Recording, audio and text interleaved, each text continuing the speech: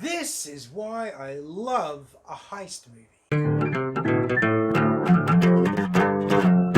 Ocean's 11, released in 2001, directed by Steven Soderbergh. Starring Matt Damon, George Clooney, Brad Pitt, Don Cheadle, Julia Roberts, Bernie Mac, Elliot Gould, Casey Affleck, Scott Caan, Eddie Jemison, Carl Rayner, and Chaobo Quinn. I think it's Quinn.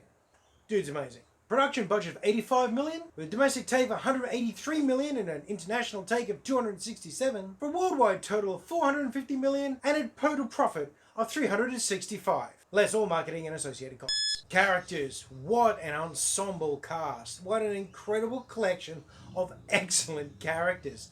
Loved this. This felt like a well-written book or like an excellent RPG game or a brilliant computer game. This was a lineup. I just loved it. This is the example. This is the benchmark. This is the showcase for heist ensemble movies.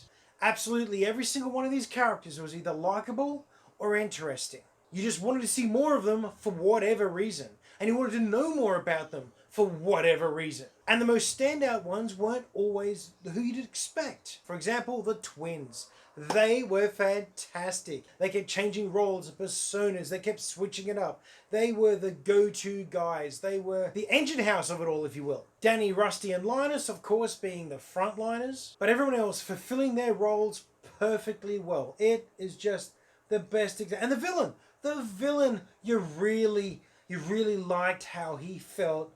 Very sinister, very in control, not a man to be crossed. I mean, they told you that at the start of the film, but then you saw it. You got to feel the depth of his, danger or his anger or just how much you just do not ever want to cross Terry Benedict. And what an excellent villain name too. That's the sweet spot for bad guy names. Terry Benedict. Their styles, their levels of morality, their likes, their dislikes. They all get along for a common goal, but at the same time, they're all so different. It's a wonderful cross-section of American movie stereotypes, and I loved it. Look, the characters are pretty much faultless. I'm going to go ahead and I'm going to be giving the characters in this a 4.75. Just something special. Story. Well. The story in this is complicated, intriguing. It doesn't play at its full hand for you. It keeps a lot very close to the chest. You get the basics of it laid out in front of you. You get the idea behind it. And the way the story quite often reveals itself in flashbacks, a part of the movie you've already seen, but then showing you the bigger picture. Showing you how what you thought you knew you didn't quite know because there was more to tell. Now, it's a little bit cheeky in that respect. It doesn't really let you guess ahead. It really doesn't let you put it together yourself because they literally withhold information. That is a little frustrating if you're used to assembling the puzzle as you watch it from scene to scene. If that's your thing, this movie may really annoy you. However, to this film's credit, when they do reveal these things, when that is shown to you, it's done in such a smooth and stylish and entertaining way, you don't actually feel ripped off. You feel like you're being given a present. And it's really quite, what's the word? Captivating, entertaining, intriguing. I already said intriguing a few too many times, I think. Both in this review and others.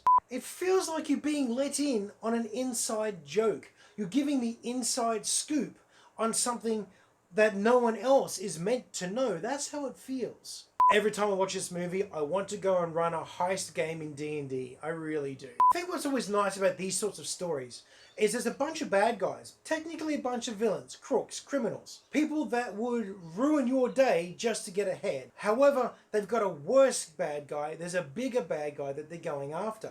And that makes it interesting. It's literally criminals ripping off a mobster. Why is that hard? A bunch of criminals ripping off a mobster. It's convoluted and it's oh so clever. It's creatively stimulating and enjoyable every step of the way. This is some very smart form storytelling here, and it's easily a 4.5. No problems.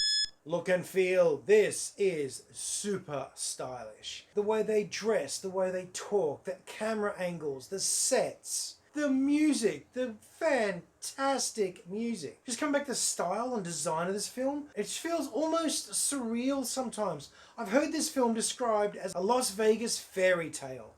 And you know what? I really like that analogy, and that's kind of what it feels like. One thing I noticed is the contrast between inside the casino and outside. They seem to, I don't know, do they step that up, do you think? Like you'd be on the casino floor and this is fantabulous wonderland, right?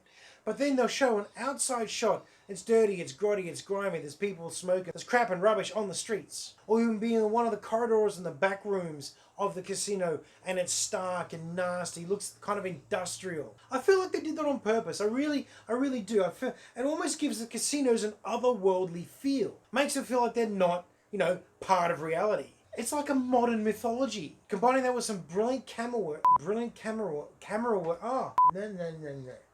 The way they shoot the movie, it's very clever, very, very effective. And not to mention just the way everyone dresses.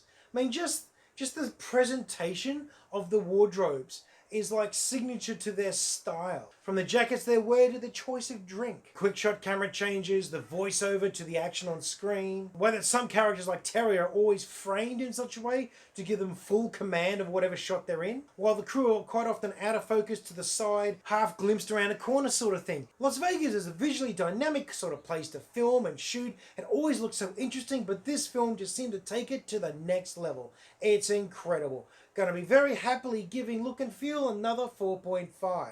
Super stylish. Script and dialogue, wow. It's one of those rare movies that gives you everything you need to enjoy the film, but holds back everything else to give you little surprises and snippets, hand you out information, make you feel smart, make you feel like you're on the inside of something. And at the same time, make you feel dumb as a bag of hammers, because these guys are so very obviously in control and making comments about things that only they know about. There's quite a few times in this film where you feel like you've stepped into a conversation halfway through. You've got no idea what's happening, but you get a vague idea towards the end. Then all the vague stuff and things you just didn't even know about start to play out in front of you, and then you start connecting in your head, going, that's what they were talking about. That's why that character did this to that person. Here's how that plays out because of this reason. All this third act dialogue connects back to a first act comment that sounded like a throwaway, but now that I think about it, actually points to this moment happening and picking up these 2 points along the way in the second act. It's like the verbal equivalent of watching a Guy Ritchie film. If you watch Lock, Stock and Two Smoking Barrels, you know exactly what I mean, which I'll also be reviewing later in the year. Full credit, I actually forgot that Julia Roberts was Julia Roberts during this film. It's like forgetting that Tom Cruise is Tom Cruise during a movie. Almost impossible to do. Same with Julia Roberts. But I did. Well done movie. Well done writers. The other thing I love about the script here is it's so, quite often understated. The acting's understated, everything's subtle. There's not too much that's super over the top unless it's one of the characters. A lot of facial expressions and eyebrow work and really blank faces held for comedic effect. I mean, I just kind of love everything about this film. This isn't really fair, I suppose. I'm not really reviewing it. I'm just telling you everything I love about the movie, which is pretty much all of it. So script and dialogue's going to get a 4.25. I suppose my only complaint is that I kept feeling like I needed to stop the movie and do a Google search for some of the terminology that they kept using. Other than that, loved it.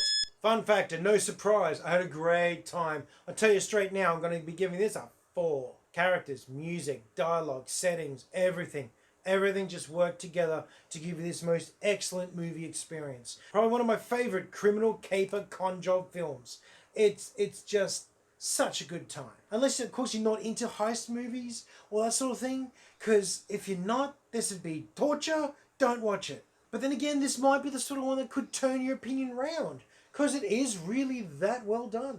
Final score, add them all together, you get a 20. And you know what? I'm not at all surprised. A stylishly good time in the criminal underworld of Las Vegas. And for all you creative types out there, it just sets your imagination bubbling. Anyhow, there's my review. Hope you've enjoyed it. Please let me know down below on the Facebook page. Is this your sort of movie? And if so, where would you put it amongst the heist movies you've watched? But as usual, thanks for watching. Please like, share and subscribe. But most importantly, hope that you're having a great week and should get some time to go and watch a movie.